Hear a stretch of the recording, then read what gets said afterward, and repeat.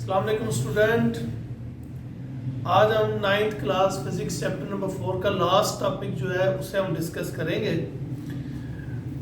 इस टॉपिक में हम पढ़ेंगे स्टेट ऑफ इक्विलिब्रियम और stability and position of centre of mass. लेकिन इसे डिस्कस करने से पहले हम इक्विलिब्रियम का जो लास्ट टाइम हमने टॉपिक डिस्कस किया था उसकी डेफिनेशन को ज़रा मैं बताना चाहूँगा। इक्विलिब्रियम की जो डेफिनेशन हमने पढ़ी थी, if no net force acts on a body, then the body is in equilibrium.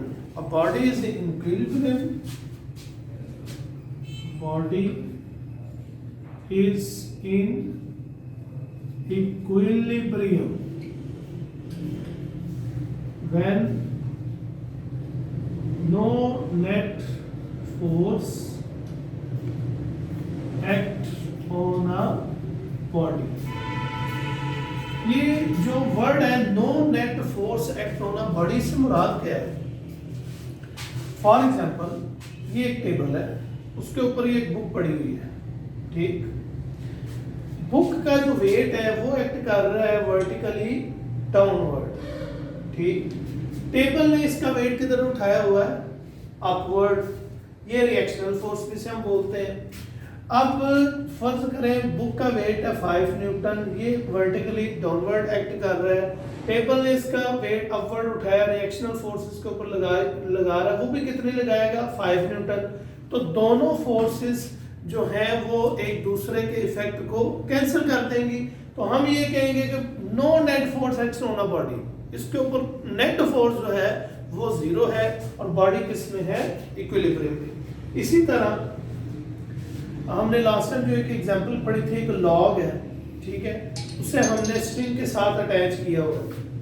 मतलब ये फर्ज करें ये पहली टेंशन जो स्ट्रिंग होती है T1, इसे हम T2 का नाम दे देते हैं, सेकंड स्ट्रिंग है। अब लॉग का वेट जो है वो फर्ज कर ले 10 न्यूटन है। ठीक है, अब ये जो पहली रस्सी है, पहली जो रूप है, ये इस जो इसे उठाने पर फोर्स ऊपर की तरफ लगा रही है 5 न्यूटन है और ये भी उसके ऊपर लगा रही है 5 न्यूटन की। अब टोटल कलेक्टिवली मिलाकर इसकी जो फोर्स बनी कितनी अपवर्ड लग रही है? 10 न्यूटन। इसी तरह 10 न्यूटन जो है वो लॉग का वेट वर्टिकली डाउनवर्ड है और 10 न्यूटन वर्टिकली अपवर्ड है। तो इट्स मीन दैट बॉडी किस में रहेगा? इक्विलिब्रियम में। और हम कहेंगे कि इसके ऊपर भी no net force act on a body, तो बॉडी इसमें इक्विलिब्रियम में रहेगा। हाँ, अगर फर्ज करें ये 5 न्यूटन की लगा रहा है और ये 2 न्यूटन की लगा रहा है, टोटल फोर्स कितनी लगी? 7 न्यूटन। तो बॉडी कभी भी इक्विलिब्रियम में नहीं रहेगा। नीचे 10 न्यूटन है, ऊपर 7 न्यूटन लग रही है, तो ये इक्विलिब्रियम कंडीशन में नहीं रहेगा।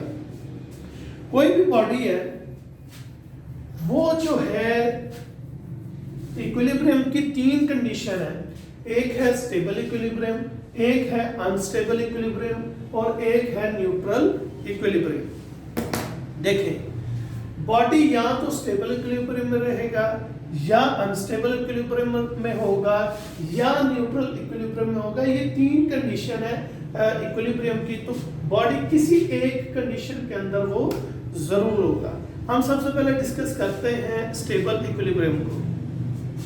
स्टेबल इक्विलिब्रियम की अगर हम डेफिनेशन देखें तो उसके अंदर आता है body said to be stable equilibrium if after slide tilt, अगर उसे थोड़ा सा हम हिलाते हैं, उसे डिस्टर्ब करते हैं उसकी रेस्ट पोजीशन से, it returns to its previous position, वो वापस अपनी असल पोजीशन पे वापस आएगा।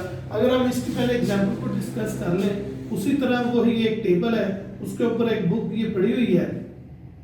इस बुक को हम जो है थोड़ा सा टिल्ट करते हैं यानी कि उठाते हैं ऐसे, एक जगह से हम इसे उठा देते हैं, टिल्ट करते हैं और ये इसका सेंटर ऑफ ग्रेविटी को हम G से रिप्रेजेंट कर देते हैं। जब इसे एक एंड से हम उठाएंगे, टिल्ट करेंगे और छोड़ेंगे, ये वापस अपनी असल पोजीशन पे वापस आ जाएगा।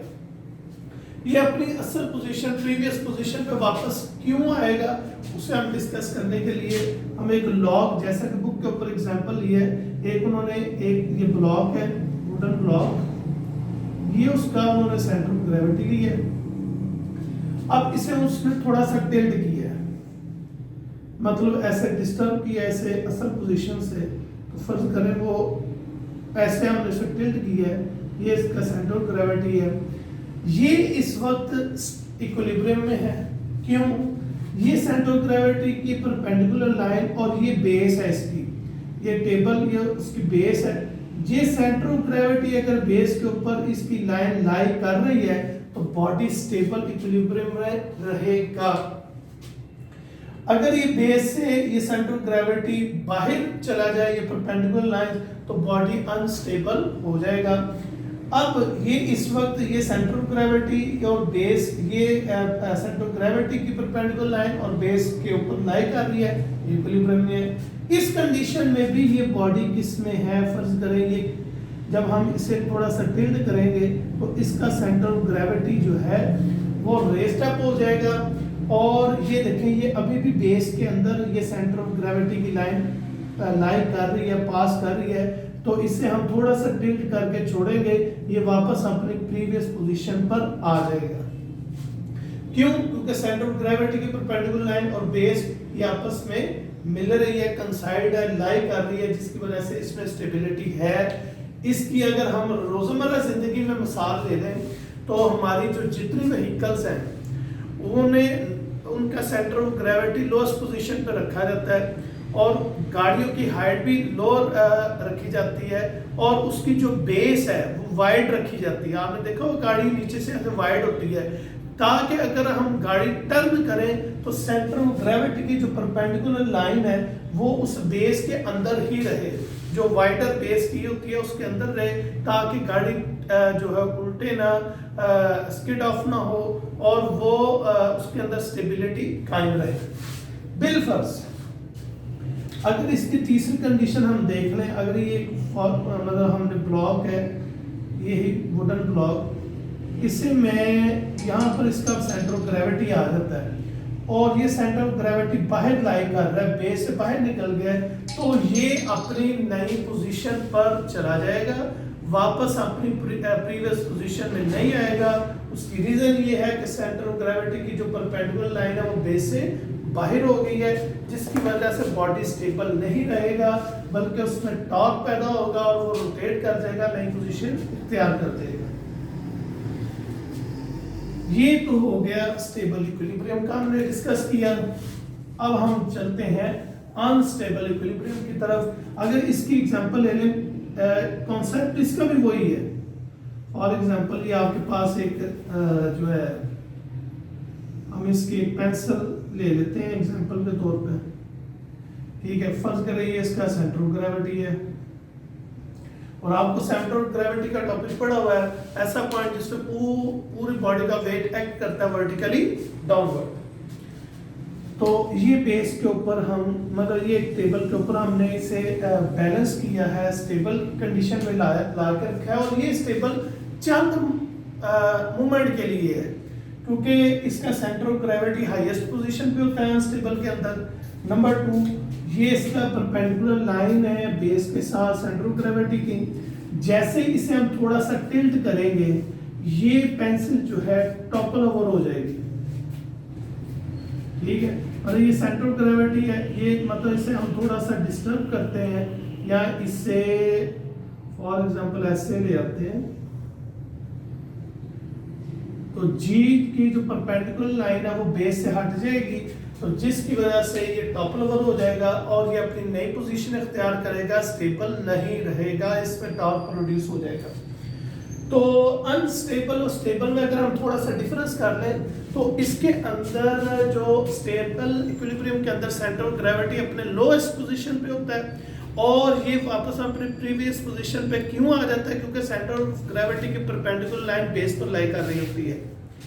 अनस्टेबल इक्विलिब्रियम में सेंटर ऑफ ग्रेविटी अपने हाईएस्ट पॉइंट के ऊपर होता है, और इसे जैसे ही हम थोड़ा सा टिल्ट करेंगे या डिस्टर्ब करेंगे अपने असल पोजीशन से, तो इसकी परपेंडिकुलर लाइन जो है सेंटर ऑफ ग्रेविटी की वो बेस से बाहर निकल जाएगी, जिसकी वजह से इसके अंदर वो स्टेबिलिटी कायम नहीं रहेगी और बॉडी टॉपल ओवर हो जाएगा, नई पोजीशन तैयार कर लेगा। अब हम चलते हैं न्यूट्रल इक्विलिब्रियम की तरफ। न्यूट्रल इक्विलिब्रियम के अंदर क्या होता है, ये फॉर एग्जांपल पहले हम इसकी डेफिनेशन को डिस्कस कर लें।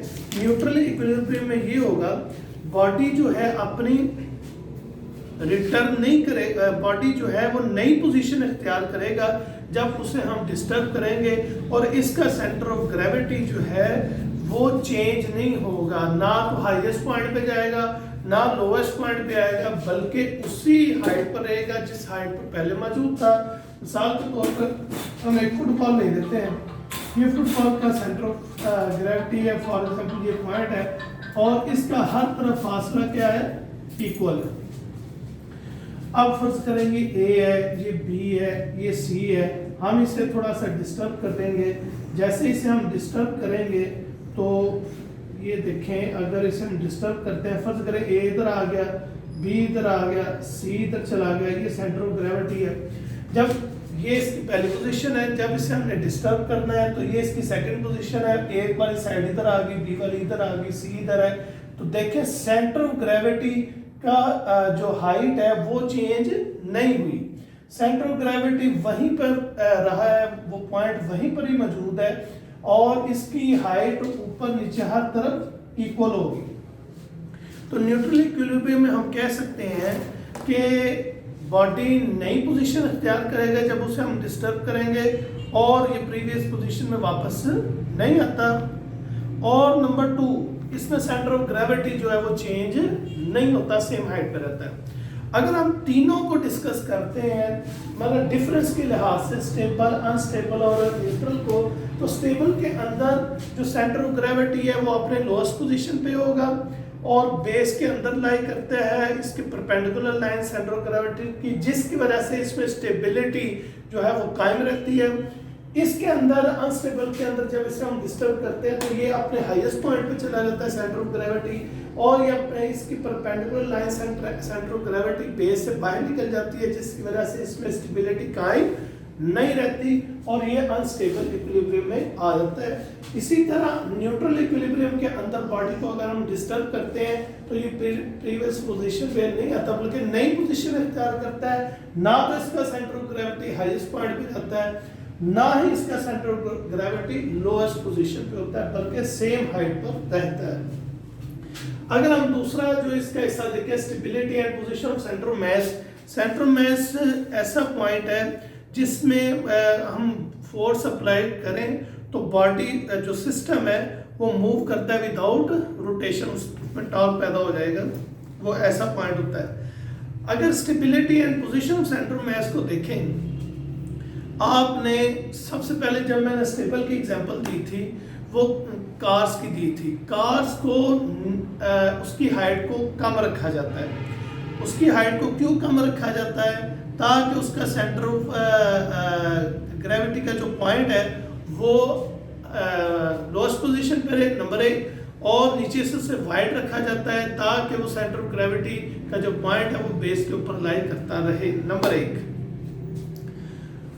यही उसकी स्टेबिलिटी है। जब उसे हम टर्न करेंगे तो वो स्किड ऑफ नहीं होगी बल्कि वो स्टेबल रहेगी। इसी तरह ये जो है एक्रोबैट्स, आपने देखा होगा, ये जो सर्कस के अंदर आर्टिस्ट होते हैं वो जब रूप के ऊपर चलते हैं और टाइट रूप के ऊपर चलते हैं, वॉक करते हैं, उनके हाथ में एक रॉड होता है। उस रॉड को वो दाएं बाएं कर कर क्या कर रहे होते हैं और वो चल भी रहे होते हैं। असल में वो उस रॉड की मदद से अपने सेंटर ऑफ मास को लोअर पोजीशन पे रखते हैं, जिसकी वजह से उनमें स्टेबिलिटी कायम रहती है और वो उस रूप के ऊपर चलते जाते हैं। इसी तरह कई तरह के टॉयज हैं। फॉर एग्जांपल अगर आप एक कॉर्क लेते हैं, मतलब ऐसे कॉर्क ले लें, उसके अंदर एक नीडल इंसर्ट कर दें, नीचे एक टिन ले लें और उसके अंदर ये स्विंग नीडल है वो आप अटैच करें, इंसर्ट कर दें, और ये 2 फॉक्स ले लें, फॉक जो है ऐसे, ये आप फॉक ले लें। ये फॉक जो क्या करेंगे, इस पूरे सिस्टम के सेंटर ऑफ मास को लोअर पोजीशन पर रखेंगे जिसमें ये स्टेबिलिटी कायम रहेगी। ये स्विंग नीडल इस जो टिन है इसे उठा कर रखेगा, ये सीविंग नीडल जो है वो इस कॉक में से पास हो रही है और इस पूरे सिस्टम के सेंटर मैस को लोअर पोजीशन पे रखने के लिए, जो कि सेंटर मैस जब लोअर पोजीशन पे रहेगा तो बॉडी के अंदर स्टेबिलिटी कायम रहेगी। और ये फॉग जो है ये इस पूरे सिस्टम के सेंटर मैस को लोअर पोजीशन पे रखते हैं। इसी तरह एक परचेड पैरट जो है वो उसकी ये जो चोंच है, ये जो उसकी दुम है, टेल है, तो उसकी जो टेल को हैवी किया जाता है, हैवी बनाया जाता है ताकि उसका सेंटर मैस जो है वो लोएस्ट पोजीशन पे रहे। अगर आप इसे स्लाइटली सा टिल्ट करेंगे ये वापस अपनी रिटर्न आ जाएगा प्रीवियस पोजीशन के ऊपर। इसी तरह अगर सेमी स्फीयर को ले लें ऐसे, तो उसका जो बॉटम है वो उन्होंने हैवी किया होता है ताकि उसका सेंटर मैस अपने लोएस्ट पोजीशन पे रहे और उसके अंदर स्टेबिलिटी कायम रहे। उसे थोड़ा सा आप डिस्टर्ब करेंगे वो वापस अपनी उसी पोजीशन, प्रीवियस पोजीशन पर वापस आ जाएगा। तो आज से हमें stability and position of centre mass के टॉपिक के अंदर पता चला कि अगर सेंटर मैस अपनी लोएस्ट पोजीशन पे रहता है और बेस के अंदर रहता है उस ऑब्जेक्ट के जहाँ वो पड़ा हुआ है उसकी बेस के ऊपर लाई कर रहा होता है तो उसके अंदर स्टेबिलिटी कायम रहती है। इसी तरह हमने स्टेट ऑफ इक्विलिब्रियम के अंदर स्टेबल, अनस्टेबल और न्यूट्रल में पढ़ा। स्टेबल और अनस्टेबल में मेन डिफरेंस ये आया है कि अगर सेंटर ऑफ ग्रेविटी का जो पॉइंट है बेस पर लाई कर रहा है, उसकी परपेंडिकुलर लाइन बेस पर लाई करती है तो वो स्टेबल है, नहीं करती तो वो अनस्टेबल है। न्यूट्रल में कंडीशन जरा डिफरेंट है, इसमें सेंटर ऑफ ग्रेविटी का पॉइंट जो है सेम हाइट पर रहता है, ये डिस्टर्ब होने के बाद नई पोजीशन इख्तियार करता है। तो आज हमें पता चला स्टेट्स ऑफ इक्विलिब्रियम का कोई भी बॉडी है दुनिया में वो इन तीन स्टेट के अंदर मौजूद है, या तो कोई बॉडी स्टेबल है या कोई अनस्टेबल है या कोई न्यूट्रल इक्विलिब्रियम में पोजीशन में मौजूद है। इसी तरह जितने एक्रोबेट्स हैं, आर्टिस्ट हैं, वो अगर आपको कोई काम दिखा रहे हैं, कोई मैजिक दिखा रहा है, कोई कुछ दिखा रहा है, तो उसके अंदर वो अगर फॉर एग्जांपल जो हमने पढ़ी है एक टाइट रूप वॉकर है, उसके ऊपर कोई आर्टिस्ट जो है वो मूव कर रहा है एक रॉड को पकड़कर, तो उस रॉड को पकड़ने का मकसद क्या है ताकि उसका सेंटर ऑफ मैस जो है वो लोएस्ट पोजीशन पे रहे और उसमें स्टेबिलिटी कायम रहे, वो उसके ऊपर चलता जाता है। ये था स्टूडेंट आज का हमारा lecture states of equilibrium, stability and position of centre mass. Hopefully आपको इसकी समझ आई होगी और नेक्स्ट हम इंशाल्लाह ताला इसके वर्ड प्रॉब्लम डिस्कस करेंगे चैप्टर 4 के। Thank you so much.